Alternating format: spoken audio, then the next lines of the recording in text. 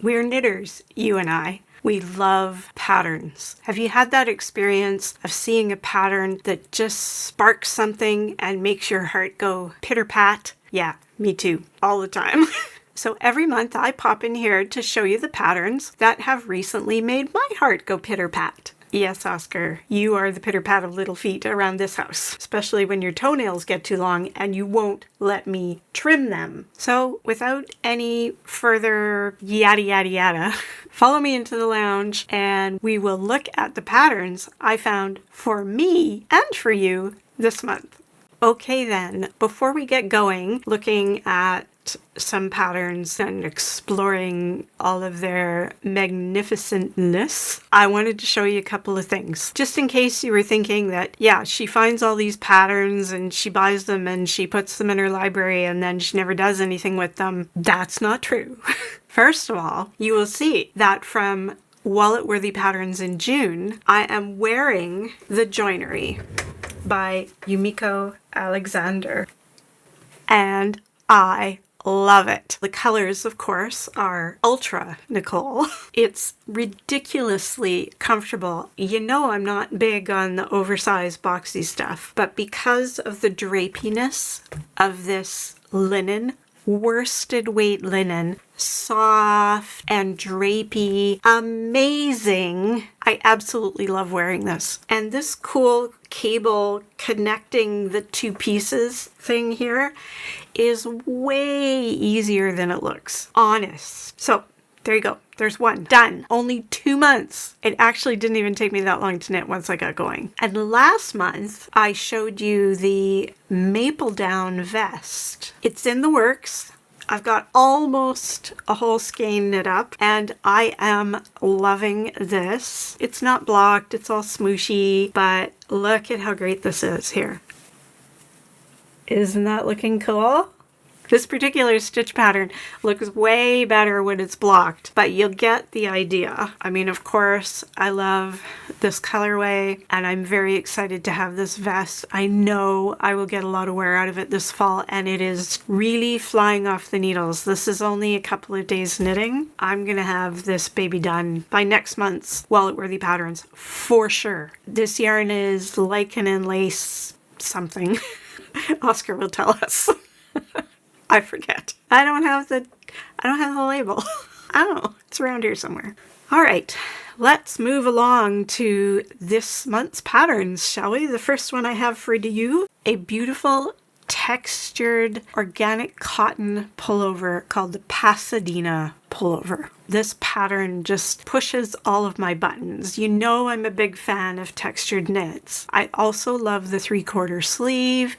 I love the length. I love the staggered breakdown of the texture. It's not just a solid block on the front. It looks really interesting. To me, it's got a little bit of an Art Deco vibe. Like it looks kind of like the Art Deco building structures, kind of blocky. Step in like that. This is the sweater yoke that I designed using Tin Can Knit's Strange Brew recipe, and you can kind of get a sense, there's a bigger picture of this up there, but you can get a sense of what I'm talking about. See this kind of stepping in that this motif is doing here, and I created this chart directly from a piece of Art Deco artwork that I found in some resource. It's the same kind of step that's on the front of this sweater. Anyway, enough of that.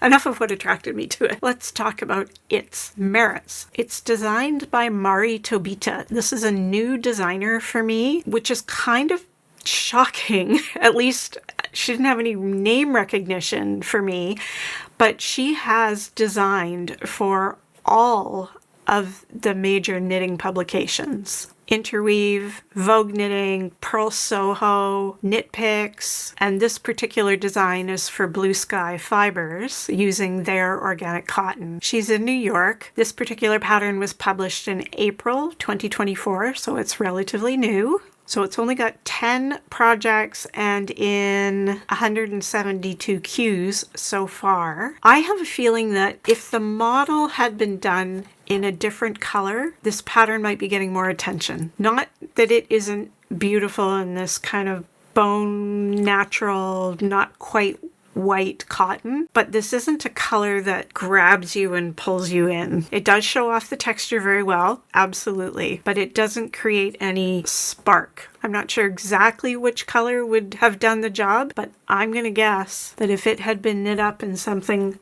closer to this color, it would be getting a lot more looks. The yarn is sport weight. It's a drop shoulder, slightly A-line, 3/4 sleeve, knit in pieces and seamed. It's got a really good size range. The sizes run from extra small to 5XL. But that textured pattern is in charts only. If that makes you a little nervous, up there somewhere is the link to the video I did last week on how to read charts. And the textured stitch on this pullover reminds me a lot of the Japanese knitting type stitches. So I'm going to guess you'd want to be a reasonably proficient chart reader in order to manage this project. I have 2 of these Japanese stitch dictionaries, one in Japanese, not a whit of English in the entire thing, and this one, which has taken a lot of the stitches in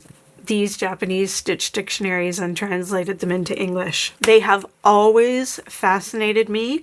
I have done absolutely nothing with these stitch dictionaries yet, so this might be a little dipping of my toe into that Japanese stitch water.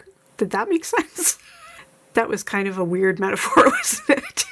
So it requires 1,500 yards of sport weight yarn. I don't have anything in my stash that fits the bill for this particular sweater, so I would have to order something. I'm inclined to use the Blue Sky Fibres organic cotton because I haven't used it before, and I always like to try out a new yarn. I like the idea of a cotton for this because it strikes me as a very transitional sweater. So it's not necessarily going to be for the hottest days of summer or the coldest days of winter, but where I live, we have these months in between, like right now, sort of late August to about November, where it's this iffy, not too cold, not too hot kind of weather, and this would be the perfect sweater for that. And then again, when we start heading into spring after the coldest part of winter for a few months before we hit summer here, it would work for that too. So I do like the idea of it being in cotton. The only mods I could think of was that maybe I might want to narrow the sleeves so that it didn't hang down, but because it's a 3/4 sleeve and lands about here, I don't really mind it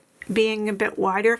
I am one of those people who always pushes their sleeves up, so I don't often knit things that are full length because I just end up pushing them up anyway. But on this particular pattern, because there is a motif that follows down the outside edge of the sleeve, I think it actually looks kind of cool in that wider length. It does give it a bit of a Japanese kimono kind of feel. This pattern is $9 US, which at the moment is 12 something Canadian. Our dollar is kind of the pits right now compared to the US dollar. But I'm going to say that this pattern is worth it. Next on today's agenda is a wrap. And I actually have a bit of a backstory to go with this wrap. This pattern is Starting Point by Joji Locatelli. If you're not familiar with Joji, which would shock me quite frankly, she is a very prolific and popular designer. She is the one who designed my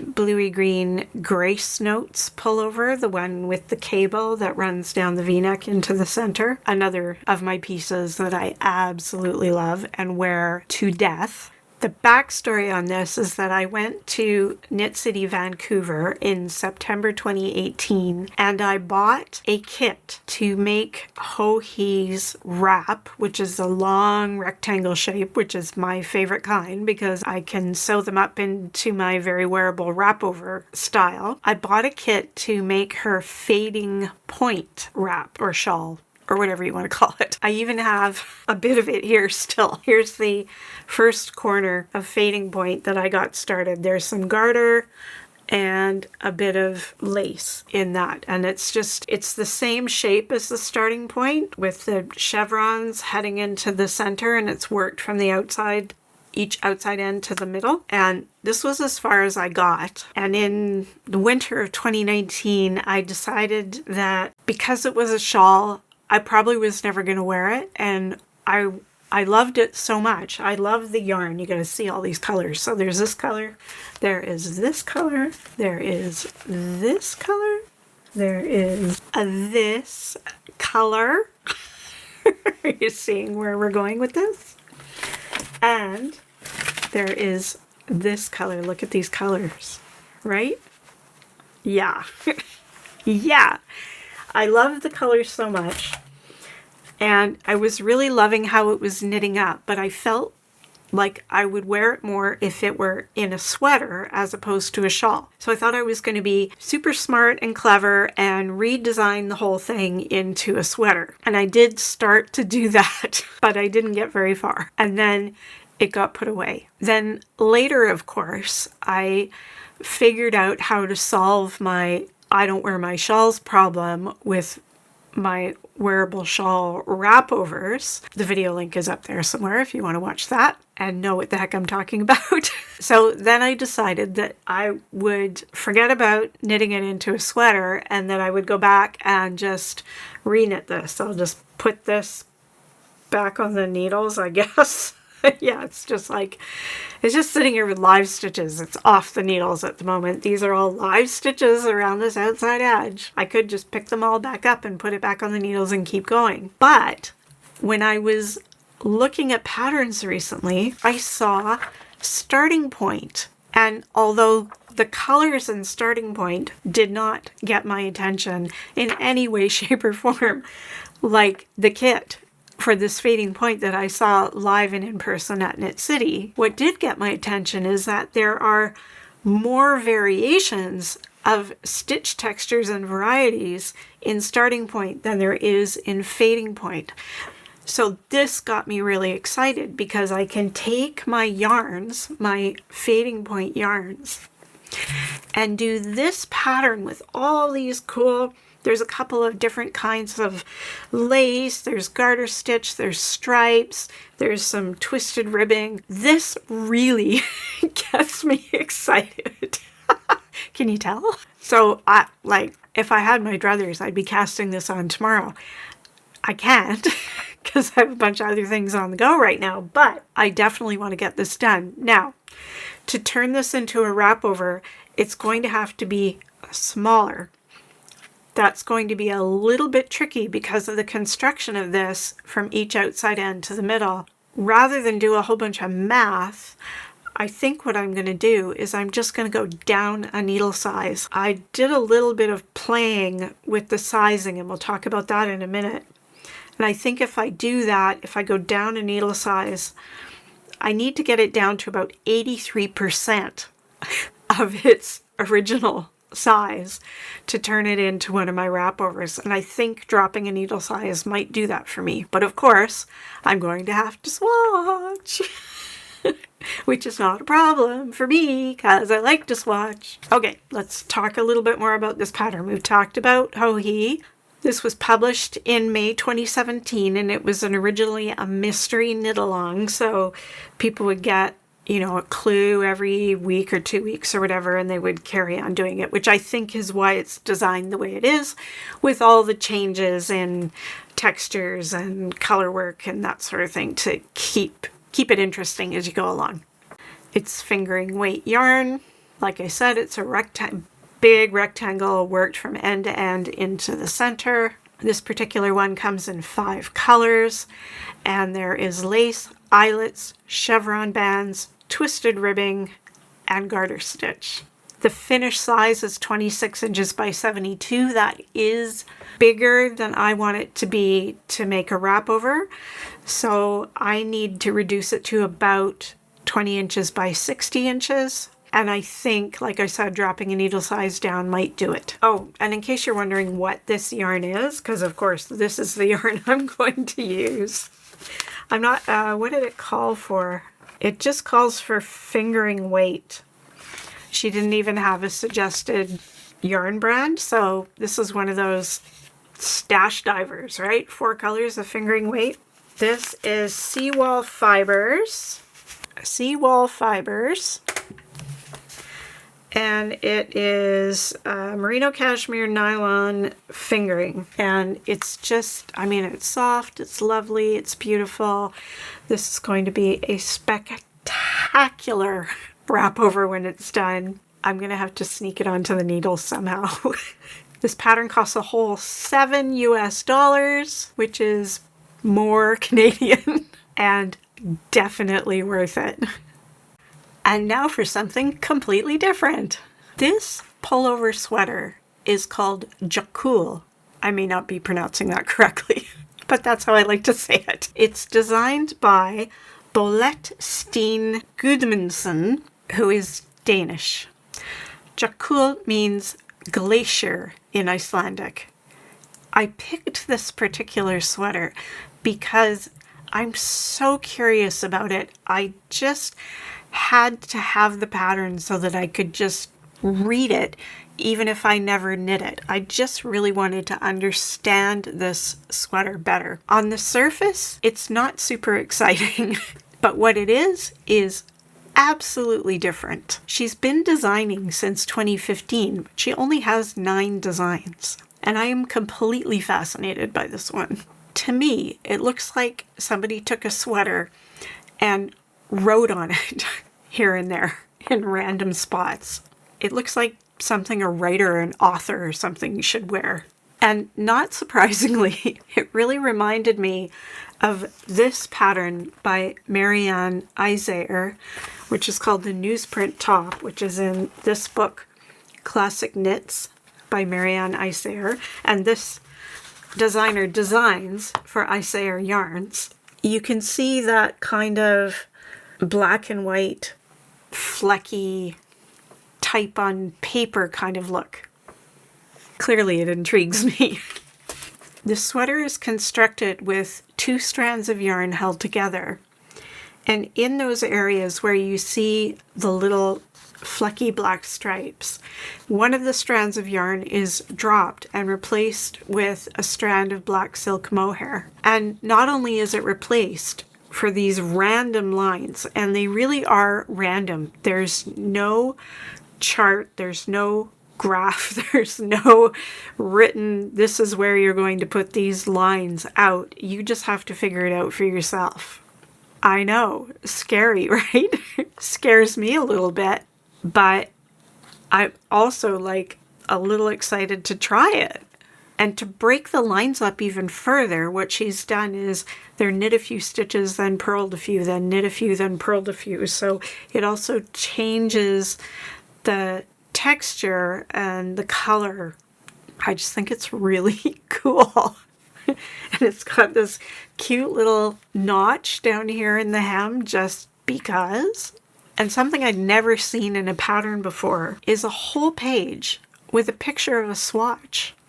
And I don't know why, but I find this picture of a swatch really interesting. It gives a close-up of what's going on with this coloration. It's all a bit fascinating to me. I get it, you might find this the most boring sweater you've ever seen in your life, but I'm particularly intrigued by it. I may never knit it, but I'm happy to have bought this pattern. What I might do is knit up a little swatch like this with some yarn that I have in my stash, just to play around with it a bit, and put it on my wall of swatches for inspiration. All right, that's enough of me gushing about it. Let's hear the details. It was published in June 2024, so it is a relatively new pattern. It only has 2 projects and in 28 queues, so it's just getting going. It's a lace weight yarn held together with a fingering weight yarn to make a DK weight. Obviously, construction-wise, it's oversized and boxy.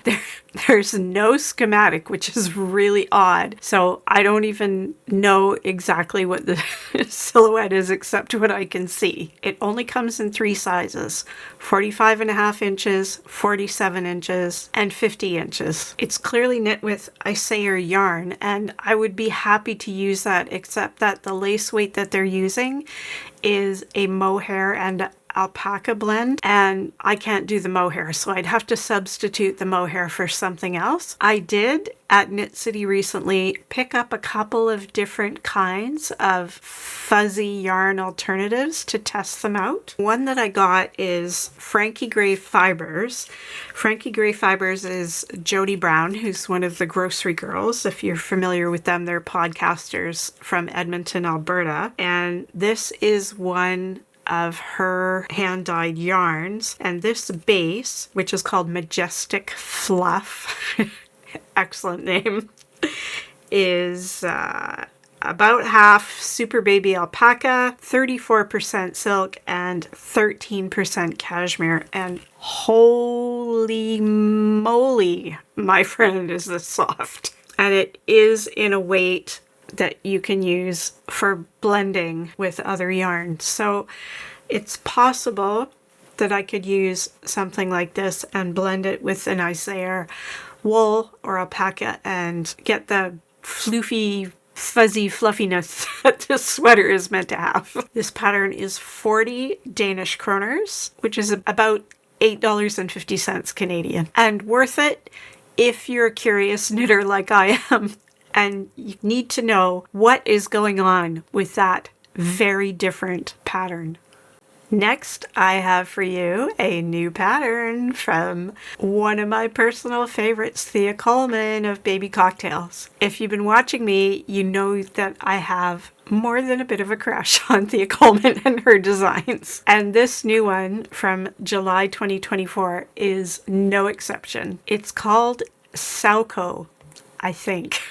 I'm not 100% sure. Like I said, Thea is one of my favorite designers. So far for this pattern, there are 23 projects, and it's in 127 Ravelry queues, which is pretty good considering it's really only been out there a few weeks. It's knit up in a light worsted weight. It's bottom up in the round up to the armholes, and then it's split, and the front and back are worked separately, and then the collar and sleeves are picked up and knit out. It's got a nice wide neckline, which I like, a bit of an easier fit, 3/4 sleeves, check. You can modify it on the side panels. She's left the side panels just in stockinette stitch on either side, so that's where you could do some expanding it out to A-line, giving it an hourglass shape, whatever you wanted to do. She's left that room in there to do it.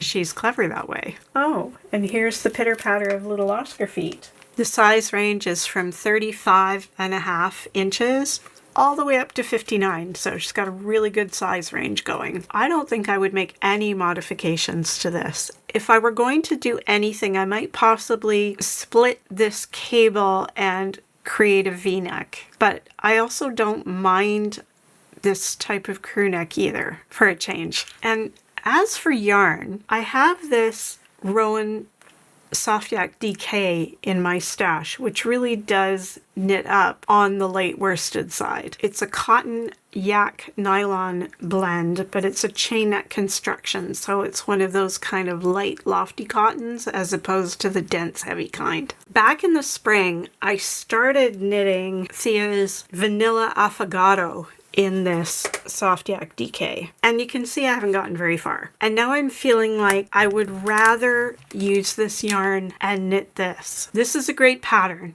It's super cute. But I think the combination of lace and cable and the 3/4 sleeves on this one will be a little bit more of a fun knit. So I think I'm going to sacrifice this and use what I've got of this Soft Yak DK for Saoco. Saoco? Do you know?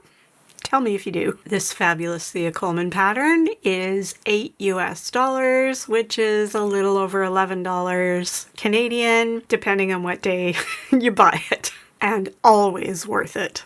Finally today, I realized that I have 3 baby type humans that I need to do some knitting for, and soon. There's a newborn coming in November. There is an unbelievably adorable peaches and cream skinned red-headed little boy who will be 2 at the end of the year. And there's an amazing little ball of sweetness who will soon be about a year and a half old. She is a great niece of my handsome man. So I need something for the newborn. I've been wanting to knit another little sweater for the little redheaded guy, and I want a cute something or other sweater for the adorable little great niece who lives in Toronto. And I'm just going to say this. If you are looking for things for babies or children, you need look no further than tin can knits. I have been a huge fan of tin can knits pretty much since they started designing things. I have knit many tin can knit things over the years. And today I want to talk about the book that they put out back in 2012 called Pacific Knits. There are 18 amazing patterns in here. And as always with tin can knits, every one of their patterns is designed for babies to super inclusive adult size ranges. I think you can still get this book as a paperback bound edition, but you can also buy it as a digital version. And it is well worth the money. 18 patterns for $24 US. It's an absolute steal. And all three of my baby knits are going to come out of this particular book. For the newborn, I'm going to do the dogwood slippers because how cute are those?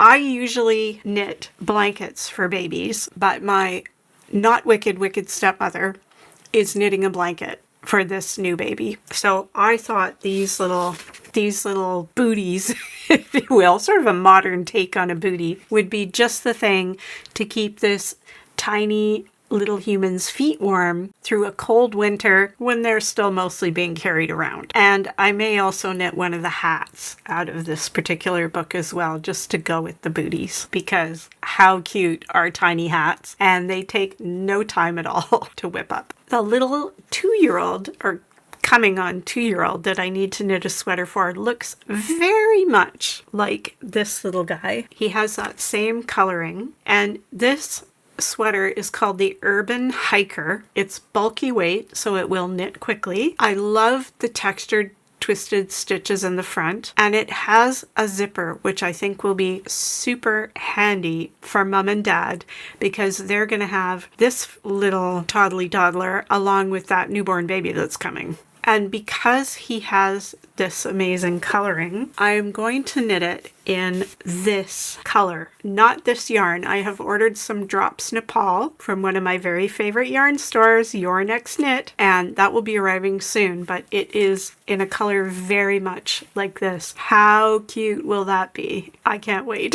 And then for that sweet little girl, I'm going to do the antler cardigan because I have wanted to knit the antler cardigan for a little wee one for a really long time. And because it's tin can knits, I know it's going to go fast and it's going to be perfect. If you're not familiar with tin can knits, go to their website. They are an incredible resource for all kinds of tips and tutorials and ideas for where to start as a brand new beginner knitter, what steps to take next, and all manner of incredible textured knits, colorwork knits, you name it, they've done it. They're just brilliant. And they also have a new app, and they're adding more of their patterns to the app all the time. And the really cool thing about the app, I could do a whole video about the app, but the cool thing about the app is you pick a pattern, you tell it what size you're doing, and it walks you through the entire pattern step by step for your size. It makes life phenomenally easy. So like I said, 18 patterns for $24. How can you go wrong? Well worth it. Thanks for hanging out with me today and checking out my wallet-worthy patterns for August. Even if there wasn't a single pattern in there for you today, I hope you found this interesting and inspiring and you're just going to run around the house with needle clicking enthusiasm. And if you want more patterns to look at, then here's last month's wallet-worthy patterns. Go check that out. Keep those needles clicking. I say goodbye. Oscar says goodbye. And we'll see you next week.